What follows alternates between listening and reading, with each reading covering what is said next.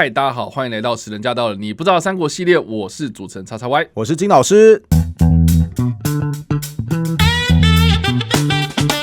好的，欢迎回到我们的节目。我们这一集要来聊聊的是《三国》这个电视剧的第42集，终于来到了一个大场面，就是赤壁之战终于开打啦。那这个战斗的过程当中呢，其实是延续上一周我们跟大家介绍有关于黄盖诈降，他使用火船特工，那曹操被打得落荒而逃啊，最后呢开始跑路，一路上呢就受到了刘备军的埋伏袭击啊。那当时呢就有很多的名场面出现啊。那这一集我们就好好来聚焦有关于赤壁之战它真实到底是怎么样的一个过程哦。好的，其实，在电视剧是延续了《三国演义》的小说套路，就是周瑜啊，他想说我要发动火攻嘛，对不对？结果呢，突然一面旗子打过来的时候，他就注意到说啊，风向不对，我要是没有东南风的话，我这个火啊就会烧到我自己啊，因为你要火成风势嘛，对不对？你要是逆风状态的话，火只会烧到自己这一方来，所以周瑜就病倒。好，此时诸葛亮就神秘兮兮的说：“哎，其实我会一点法术哦，我可以借东风哦。”但我告诉你，这么玄的事情，在史书当中当然是不会发生的哈。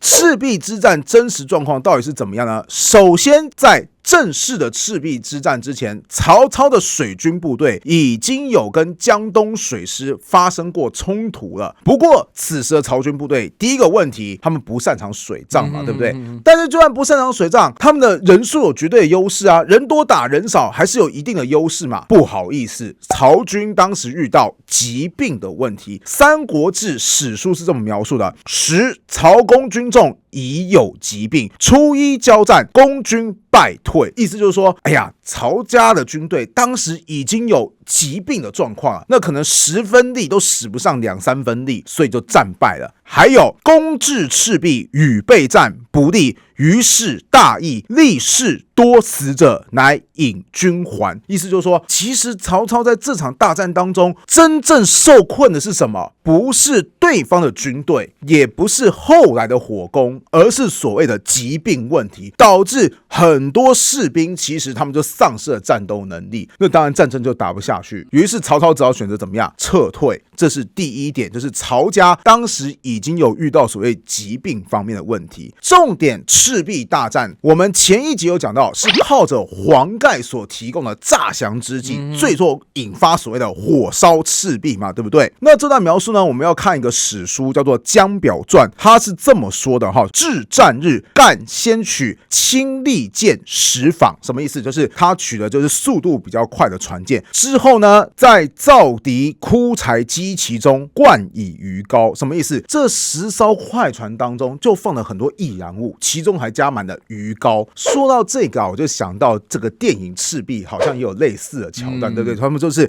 我们要更大的，我要更大一点，他们就有炼煮那个鱼油，有没有来当做他们的助燃剂？重点是呢，有一段是有提到东南风的哦。这一段是怎么描述的？就是说，见旌旗龙帆于舰上，就是黄盖的部队上面就插着一些旌旗，有点像是表示说我们是黄盖部队。时东南风急，因以10舰最着前。然后这10艘快舰就因为东南风的关系，更多的加速。那之后呢，同时发火，火烈风猛，网船如箭，飞埃绝烂，烧尽北川。就是说，这10艘特工舰最终就把曹操他们那边的舰船全部都给烧光了，北军大坏，曹公退走。哇，很精彩，就是所谓的火烧赤壁。但有没有注意到，他其实提到的曹操最主要的损失是什么？是船舰，并没有说曹操死伤几10万人。哇，想想看那个画面有多么的血腥，没有，他是说曹操的船舰就被黄盖给烧掉。其实我合理怀疑，就是曹操他是发现说，哇，糟糕，我如果要远征江东，我一定要跨越长江嘛，对不对？跨越长江，我就一定需要船舰啊。那本来我船舰就已经打不过你了，何况现在船舰全部被烧掉，那难道我们用游泳过去吗？对不对？那所以第一个，既然军队已经战斗能力下滑，因为疾病的关系嘛，对不对？再来第二个，我本身也没有渡江的可能性，好吧，我的部队撤离。所以其实曹操的部队损失可能没有我们想象中的那么严重。从哪边可以证明呢？后来周瑜去攻打荆州地区的时候，其实跟镇守当地的曹人总共鏖战了1年多的时间。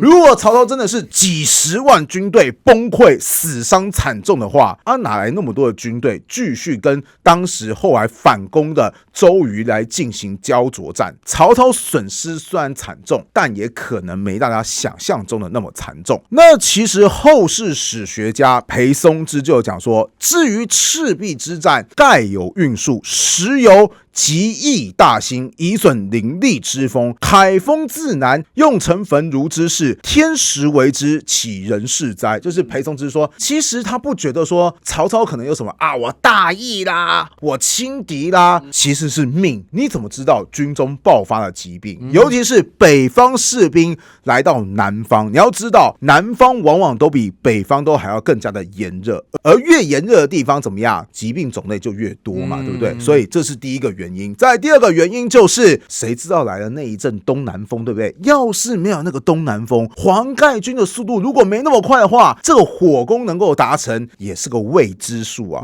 所以后来唐朝也有诗人有写了一段名台词，叫做东风不与周郎便，铜雀春深锁二乔，就是没有那个东风你周瑜恐怕连老婆都保不住的意思哈。好，那故事说到这边呢，我觉得最关键的应该就是那个所谓的东南风啊。按照史料来推测赤壁之战应该是发生在农历的11月，也就是入冬的时节嘛。是我们身处在台湾在冬天的时候，最常出现的是从北方来的冷气团往南边吹嘛。这个气压的分布呢，主要是在西伯利亚或者在蒙古地区的大陆冷气团往南移嘛，所以才会有所谓的寒流嘛，吹北风嘛。从大的尺度来看的话，那确实当时普遍是吹所谓的北风那为什么会有东南风的出现呢？很大的原因是因为呢，就西部的区域来看的话，我们就知道说，其实当时的曹军呢是分布在长江的北部嘛，那孙刘联军呢是分布在长江的南部，也就是赤壁的南方这个地方。那南方当时有什么东西呢？其实靠近赤壁的是有一个山区叫做幕阜山。那在北边呢有什么东西呢？其实是当时中国历史上非常巨大的一个湖泊，叫做云梦大泽。那我们也知道说，固体跟液体它们之间的比热呢是有差距的，也就是说呢，降温的速度会有快慢之分嘛。那山区的话，因为主要是固体成分嘛所以其实它降温的速度呢就会比较快，水域的部分呢降温的比较慢，所以它就会形成这个所谓的温度差啦。那这样子的话，在山区的部分它就会形成所谓的高压区，那在云梦大泽呢，水域的部分它就会形成所谓的低压区嘛。那从高压到低压，那就变成是从南到北的部分所以到晚上的时候特别容易出现这个所谓的东南风那我自己的个人推断孔明他应该是有长期的观测出在入冬的夜晚当中呢，常常会出现这种小区域的气候变化。那我觉得在大战开始之前呢，我觉得他就是在等这个东风能够吹拂的时候呢，他这个火攻的计谋就可以奏效了所以我觉得这个是有科学解释的，而不是像什么小说还会特别去安排说孔明在那边拉了一个高台，然后在那边做法，那扇子一扇然后那个东风就开始吹拂这个好像有点怪力乱神的啦。是，所以我才会说嘛，以前鲁迅就曾经评价诸葛亮就说多智而近妖，就是你说什么我早就料到有东南风，不对你的行径根本就像这个怪力乱神的一个法师一样对，事实上后来小说真的是有点夸张了小说当中诸葛亮真的是常常就会说什么我已经观察到天时怎么样，甚至会说什么我已经快要过世了，但是我有个招数叫做七星续命灯，真的到这边已经很像是神怪小说了幸好罗贯中有及时刹车刹住，不然的话诸葛亮要是再延续个几年，大概连什么雷射光枪都可以制造出来了去横扫曹魏的部队。那这边去说回来其实我刚刚前面有提到曹操可能他的大军没受到损伤，不过历史三国志当中倒是有一个桥段是说明曹操的部队其实仍然承受的一定的伤亡，但主要不是在赤壁战场当中，而是在他们撤退的期间。这个就是著名的华容道桥段。史书《山阳公载记》是这么说的：公船舰为被所烧，引军从华容道不归，欲离令，道不通。天又大风，西使迎兵覆草填之，计乃得过。什么意思？就是当时船舰都被刘备他们给烧光了所以导致是呢，曹操的部队只能从华容道这个地方赶紧撤退。可是华容道这个地方都是一片泥泞的烂沼泽地，这个时候该怎么办呢？曹操就下令说，来叫军队去割一些草来铺在那个泥泞地上面，这样子才可以让那些马匹或是骑兵部队比较有着力点，赶快去通过。迎兵为人马所到及，陷泥中，死者甚众。意思就是说，在这个开路的过程当中呢，很多人可能就是体力不支啊，就直接倒下，死者甚众。但到底死多少人，其实这个山阳公载记倒也没有说明的非常清楚。总之，经历过非常艰辛的开路过程，到最后军队也终于脱困了嘛。史书就有记载哈，公大喜。诸将问之，公曰：刘备无仇也，但得计少晚，项使早放火，无徒无泪矣。什么意思？哎呀，刘备是我的仇敌呀，但这个人呢，就是智慧少了一点。他要是某些步骤再做得更到位啊，我根本拿他一点办法都没有，我说不定这个人就要死在这边呐。有没有发现这个就是很著名的什么桥段？就是那个曹操啊，在那个华容道啊走着走着，突然就放声大笑，这样。旁边说你到底在笑什么？我们都已经打败得那么惨了。然后曹操就会说：吾笑诸葛亮少智，周瑜无谋。这边如果有伏兵的话，我们不就死定吗？啪的一声，赵云就出来说：曹贼休走！然后这个时候曹操就赶紧落荒而逃，逃到另外一个地方去的时候，又突然笑出来。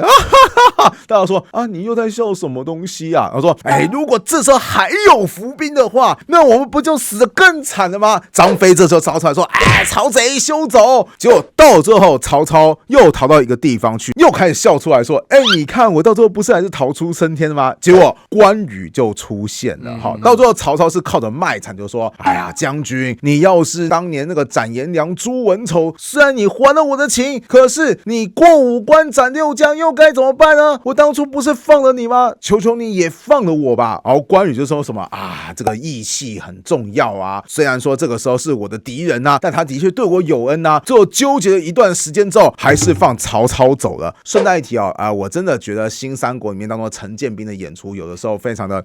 具有穿透力啊，就是我会觉得他有点得了便宜也卖乖，就是云长我不能走啊，我不能走，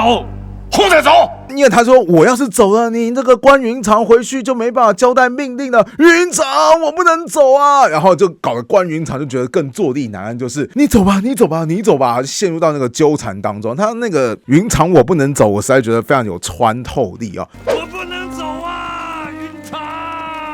但是这些在史书当中有没有注意到，山阳公载记完全没有提到关羽的出现。另外曹操他也没有那么的智缺，就是逃到一半就开始狂笑别人说那无智无谋，而是都已经逃出升天了，他才有点像是开玩笑，是告诉大家说你看嘛人家在做的更严密一点，我们连命都没有了，然后才开始笑出来。大家可能也可以跟着一起陪笑说对啊，运气好啊，命真大可能可以再重振旗鼓啊。所以先说一下，山阳公载记并没有被收到三国志当中，就表示说陈寿其实对这一段记载是有一点存疑的。再来第二点，罗贯中当年写小说的时候一定或多或少有参考山阳公载记，那是一个没有网络的年代耶，你要收集很多的资料，你才有机会去写所谓的小说。罗贯中连这个典故都开始运用，然后呢又瞎编出一大堆什么赵云劫杀、张飞劫杀，最后诞生名场面关云长义释曹操。其实在我小时候听来会觉得说哇塞好过瘾哦，非常酷非常棒的一个谋划的过程。那个时候真是一个童年美好的年代，现在长大之后看都会觉得说这有点太多了这只能说我也回不去了。不过你刚刚所提到的山阳公载记这里面，它其实多多少少也有提到当时曹操他们在败退的过程当中状况非常非常惨嘛，是到处泥泞还要割草然后去铺路它其实也渐渐证明的就我刚刚说的那个科学解释嘛，哦就是他们往北逃，然后经过了沼泽地，然后其实那边就是大片的水域嘛，这其实就是在科学上可以解释得通啊。了解。另外就是我自己是觉得啦，他这边有提到就是所谓的孝这件事情嘛，罗贯中他基本上写《三国演义》的时候，其实就是有点像是用曹操的阴险啊，凸显曹操他这个人的形象是有点狂妄嘛，是就算是败逃的状态之下呢，他还是一样会口出狂言啊。我觉得这些说到底还是一样是小说笔法啦。对，而且我觉得某方来讲，真的还算是一个让人蛮深刻的小说笔法。不过说到这里啊，我自己在看这个电视剧的时候，我个人也蛮喜欢有一个改编，就是陈玉一直在旁边，就是说拜托你不要再笑啦，是，就好像是说你不要再乌鸦嘴好不好？拜托不要再弄了。所以我觉得啦，看到这么多的这些改编作品呢，那其实各个的作者呢，他自己用自己的解释，然后加了很多的戏啊，让这些戏剧效果呢，让大家又更加的印象深刻，我觉得都是很棒的。不过这边我又要说到一点，就是我以前就有说过，新三国其实把曹操很多的谋士都给删除掉了，就是描述不多。其实在赤壁大战过程当中，有一个隐藏的谋士，曹操若是接纳他的意见，有可能迎来完全不一样的结果。谁呢？贾诩这位谋士，其实在当年曹操攻陷了荆州的时候，贾诩就有提到说，哎呀，你攻击的速度太快了，那我们荆州这个地方人心不稳啊，你此时在抢攻，其实风险很高的啊。我觉得反正你看，你都已经把荆州拿到手中了，而北方大部分的江山也都是你的，面对孙权更不用谈刘备，你对他们国力是呈现碾压的态势，此时你应该怎么样？你应该休养生息啊，好，你稳扎稳打的培育你的国力，到时候凭借你强大的国力差距，孙权连抵抗都抵抗不了你，你没有必要去做这么积极抢攻这件事情。结果曹操没有听。当然啦，裴松之有吐槽说，哎呀，其实贾诩你的计谋也不一定是 OK 的啊，为什么呢？因为曹操其实当时击败了刘备，吞并了当时的荆州地区，其实已经形成很强大的威吓之势。你看孙权一开始都还在想说，我到底要不要投降？所以此时曹操他在加码进行一个压迫性的动作，是不是还是有机会可以不战而屈人之兵呢？所以他就说，贾诩的谋划也实在是有一点的一厢情愿。那不知道我说到这边，叉叉 Y， 你觉得贾诩的谋划你是赞成还是反对呢？当然啦，历史没有如果嘛，你后来来看的话，那当然会觉得贾诩说的是对的啊。没错。那假使呢，当时没有吹东风的话，那说不定曹操也成功啦。对，所以只能说这是个很悬的事情。话又说回来，如果新三国有把贾诩这个人放进去，我觉得就会有更多很好的冲突点，又或者是说到时候曹操有更多的延伸，比方说他在败退回去之后啊，就可以跟贾诩讲说啊，我后悔不听你的计谋啊，身为一个领导人要如何跟曾经提过正确建议的部下互动，我觉得这其实也是一个可以很值得琢磨的地方。好，以上呢这个就是我们这一次的内容。然后我们讲了有关于赤壁大战的整个完整的过程。那不知道大家在听完这个故事之后有什么样的想法？欢迎在留言区留言，我们来跟你做互动跟讨论哦。你不知道三国系列，我们下次再见，大家拜拜，拜拜。